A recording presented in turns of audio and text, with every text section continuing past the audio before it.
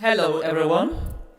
Good afternoon. I was going to say that the topics are actually estate planning for digital assets in Africa.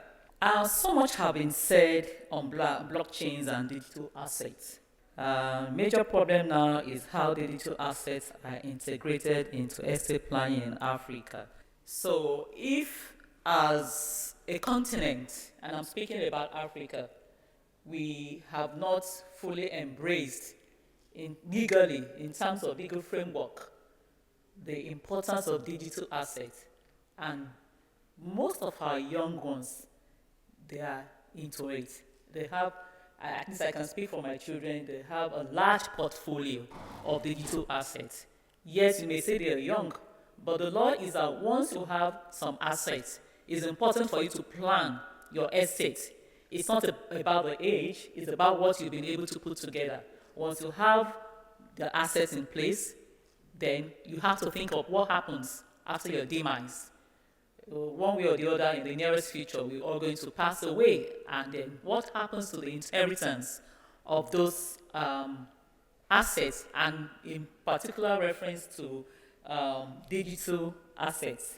Like I said earlier during the session, most African countries' laws of estate planning predates the digital assets. The administration of estate laws, and I'm talking for Nigeria now, there are laws that have been in place long before the advent of digital assets. So we have a dearth of law regarding the embracement of digital assets into estate planning.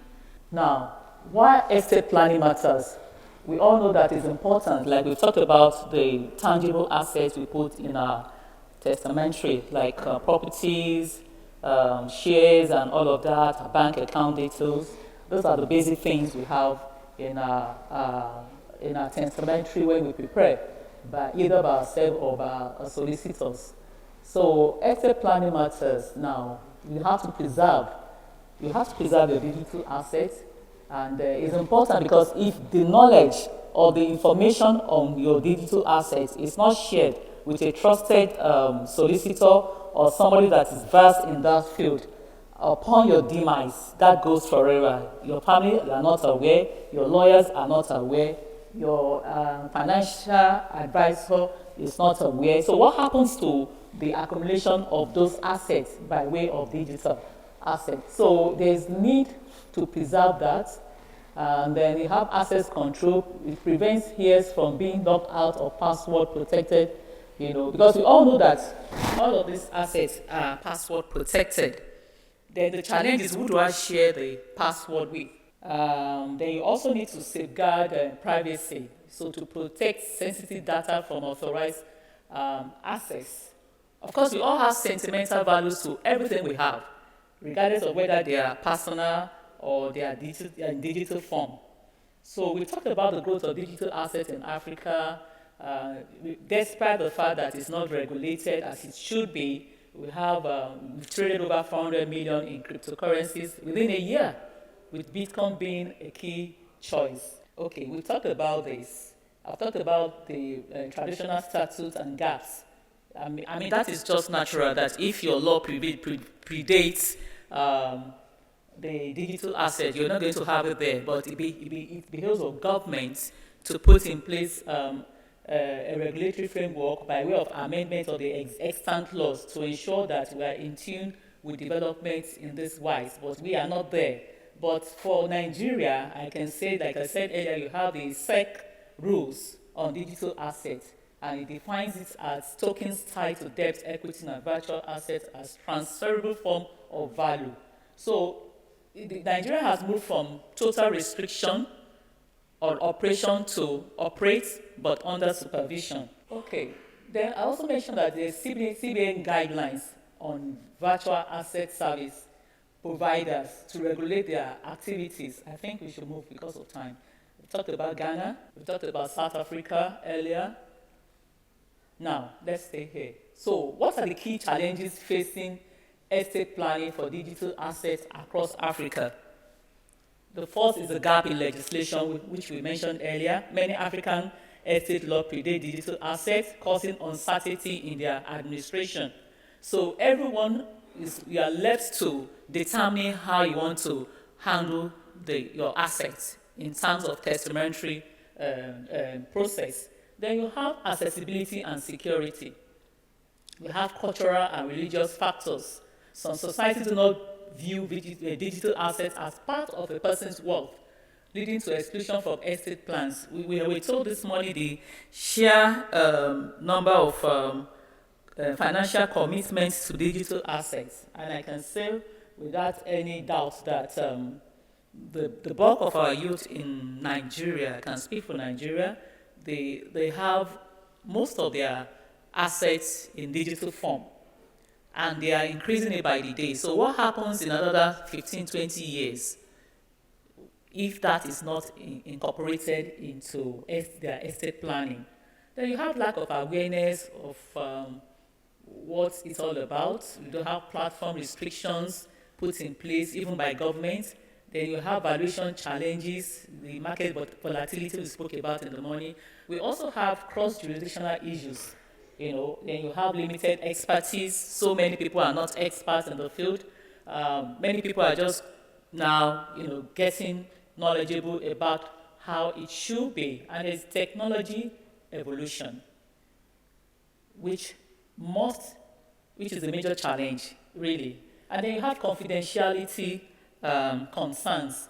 Balancing privacy with inheritance needs is critical, as digital assets often contain sensitive information. Now, we talked about US. That's the guiding principle for us in Africa. US has in place what it takes to make it incorporated. Like the RUFADA provides guidelines for fiduciaries to manage digital assets post-mortem or during incapacitation. It doesn't necessarily be after the demise of the individual. So, of course, we also have that in the European Union. So, for government, we have what government needs to do. We've recommended what businesses need to do. And then for individuals, because one way or the other, it's even bad enough that some people don't even know, as educated as they are, they don't have a testament in place. And by the time they pass on, there's a problem created for the family left behind, and it's a major one. So first thing is that you have to write a will, and you have to write it well. Secondly, if you have digital assets, it has to be incorporated. But because of the lack of proper regulation, we still have to cross that hurdle. When we cross that hurdle of proper legislation, they will now talk about incorporating this into your testament. So we have some recommendations here to incorporate it into our estate planning. Number one is for government. There's need for government to enact asset inheritance laws. We don't have that now. So when that is done, it establishes clear laws defining digital assets and processes for transferring ownership to heirs. It's quite technical, as we all know. So government needs to get people that are knowledgeable to be able to do this. Then you have cross-jurisdictional collaboration. We must be able to align inheritance laws across countries to manage cross-border digital assets effectively. In the situation where I have assets in UK to the tune of $20 million, and in US, and then probably like 30 million pounds, and then they have their laws in place. What is the law vis-a-vis? How do you look at the law vis-a-vis the law in an African country? So there's need for synergy in that respect. Then we are also talking about the need for government to develop digital asset registry.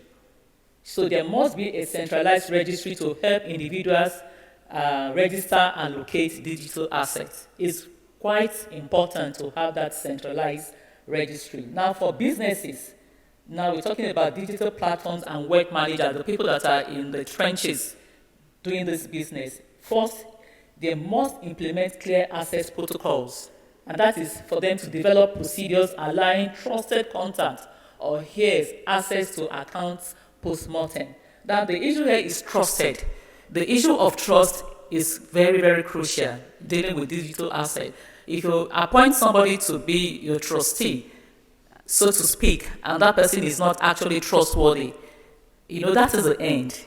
So it's a major hurdle that we need to cross. Where do you get people that you can trust? You as an individual, you must be able to identify who you can trust. And if you cannot trust any of your family members, I guess there are institutions that are into the business of managing your estate, then you can put your trust in them and they'll be able to do that for you. Then there's a need to provide training for wealth managers. Because we are lagging behind internationally, there's need to equip professionals with skills to handle digital assets management and estate plan. By the way, how many of us here are trained to manage digital assets in estate planning? Is anyone here an expert in that field? I mean, you can see. If those of us here from different jurisdictions, we are not trained, we are not even experts, it shows that we have a long way to go. So it goes beyond Africa. There's also need to incorporate privacy considerations. That is to say that we should ensure platforms safeguard personal data while supporting inheritance processes. Now, for individuals, there's a need to create a digital assets inventory. Of course, we talked about that in the morning. We talked about the wallet, intellectual property, and how this can be accessed when it is created. And there's a need to appoint a digital executor. How do you appoint a digital executor? The person must be knowledgeable.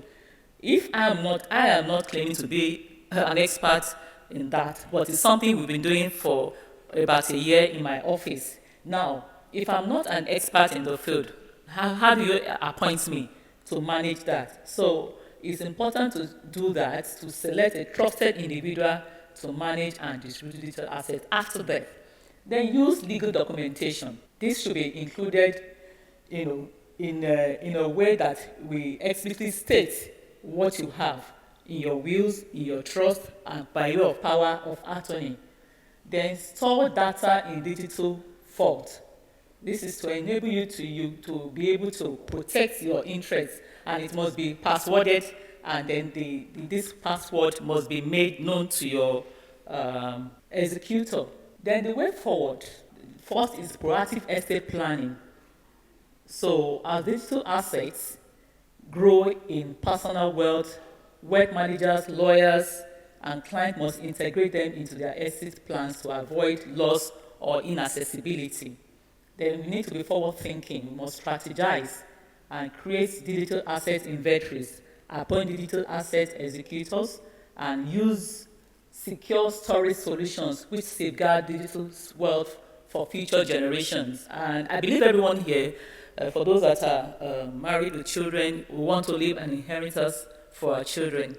And then if the bulk of what you have is in digital asset form and there's no proper planning for it, what it means is that it's out of it. You might have gone, you might not even know what has happened, but of what use is that if you don't plan properly and ensure that what you have created over time is passing from one generation to another. And we are in a digital age, so we can't still be living in the stone age where we do the physical preparation of wills and all that without taking this into consideration. Then you also need to so forward-thinking strategies, create digital asset inventories, adapting to a dynamic landscape, government rules in legal reform. African legal frameworks must evolve to define digital assets clearly and provide smooth processes for their transfer through comprehensive inheritance law. So we need to overhaul the laws in all African countries. Now, the future of digital wealth.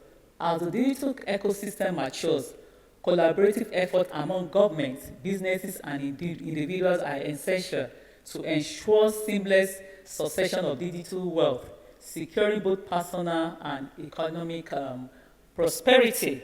Okay, so I've been able to do that, I think, within 10 minutes. All I have here to the end is talking about Adam Global. All our members are not here, but I can assure you that we have people that are experts in estate planning as regards to digital assets. So if there is anyone that wants to do this, or you have client that wants to go through this route, be rest assured that Adam Global do have experts that will enable you manage your assets, digital assets, your estate planning. So even there, you don't have experts elsewhere. just come to Adam Global. We're going to do that for you. So in summary, what we are encouraged to do, and basically it has to do with government, really. Because if you don't have experts in the field, if people are not trained in the field, if you don't have regulation in that, if you don't have the laws in place on that, then how do you move forward? How do you manage your digital assets in your estate planning? Good afternoon.